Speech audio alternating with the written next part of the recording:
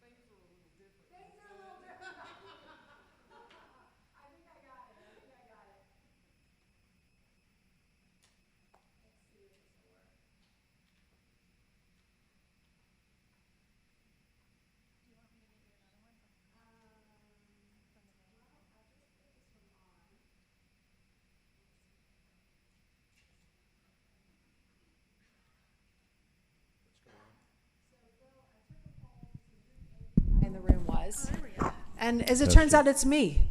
I think I got it set. I had to change out that battery right there. So guys, thank you for your patience. You know what though? Ma'am, what is your name? Yeah. Val? Yeah. So I asked the question, who's the AV person in the room? Because I didn't know if I was going to be able to track you down. And Val was like, well, things were a little different back then. So I think you're commenting about Phil. We call this device here MacGyver. So yes, well, yeah, it's like Captain Caveman in there. So all right, let's get back to Houston. Why is the Houston market a little bit different than the other Texas markets? Oil and gas, right? And when oil and gas is up, how's Houston doing? Amazing. How's the rest of the world doing, right? It just gets all sucked into Houston. So that's why Houston was the only market last month with an increase in year-over-year sales, because when oil and gas is up, that market is doing super well, right? So sales, pending sales in Houston up 4%. Closed sales last month down 0.9%. Still being down 0.9%, Houston was pulling up the curve, right? Houston was pulling up the curve. Average price in Houston up 14% year over year.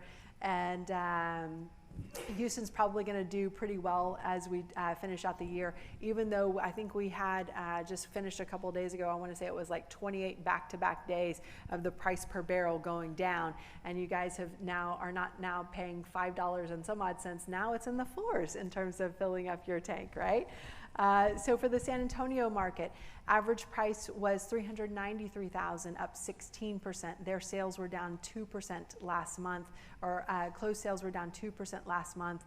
And forecast for San Antonio to finish out the year will be their sales will be up and around the 3% range. So you're not seeing big high increases in the total number of sales year over year for the forecast, but you are still seeing those high increases in terms of that average and median price. Austin, average price $683,000, up 17% versus where it was last year. But Austin had a big reduction overall in sales, down 6.7%. And the pending sales were down. The early numbers for Austin are that the sales are down roughly 15% for the month of June. And we'll be reporting on those final numbers as we get together next Tuesday. Active listings in Austin. This has been one of the most interesting phenomena, one of the most interesting markets in all of Texas. For about 6 months or longer, the total number of active listings had been less than the total number of sales, had been less than the total number of pending listings. So basically, almost 100% of what was put on the market in Austin was immediately sold. But last month, Austin increased the number of active listings by 144%. So it's kind of seen some big kind of movement here, but still, even at an increase of 144%, Austin went from a 0.5 month supply of inventory to a 1.2 month supply of inventory. And again, that's why you see that average price continuing to go up there at that speed. Now, Austin will be lucky to hold its sales flat as we finish the year, but the average price will probably be up in that 20% range. So for Dallas, so this is the market that I have all of the June data for. So the average price in Dallas, $537,000, up 19% year over year. The closed sales in Dallas last month were down 8%. And right now there's still about a 1.8 month supply of inventory in Dallas. Our pending sales, which are closest leading indicator of what closed sales will be when we close out the month of July, as an example, down 10%. So I would not be surprised if we, as we get towards the end of July and close out July, that we see those closed sales down anywhere between 5 and 10%. But just remember that last year we closed over 100,000 homes on the MLS in the DFW, in the 54 county DFW market. So Even if we have a reduction, the market's still doing incredibly strong if you were to compare it to 2020, if you were to compare it to 2019. So just have that perspective. Now, in an increasing interest rate market, it is expected for the number of sales to go down, and the price really just depends on how much inventory we have, right? If we had a whole lot of inventory, then our sales prices would go down. But when we have very little inventory, we're still seeing those sales prices go up. But what is one of the big things that go up when you see increasing interest rates? Leases. So even though we have a big reduction in the number of sales, we saw last night, I popped in this stat here, a 19% increase in the number of leases. How many of you guys own rental property in the Dallas-Fort Worth market? It feels good, right? You're raising rents, you know, and no one's going to judge you, because if they judge you, then if they're canceling you tonight, then they're for sure going to cancel me too. So, but that's just kind of part of how that market cycle works. Dallas, again, will be lucky if we're able to hold sales flat year over year, but that average price will continue to go up for us. So that, guys, is the market update and what to expect over the next 6 months. No, the sky is not falling, but we are in an area of uncertainty, and uncertainty paralyzes some people, but the folks who understand it and understand the fundamentals of the market are the ones that are still investing, making moves, and making a lot of money.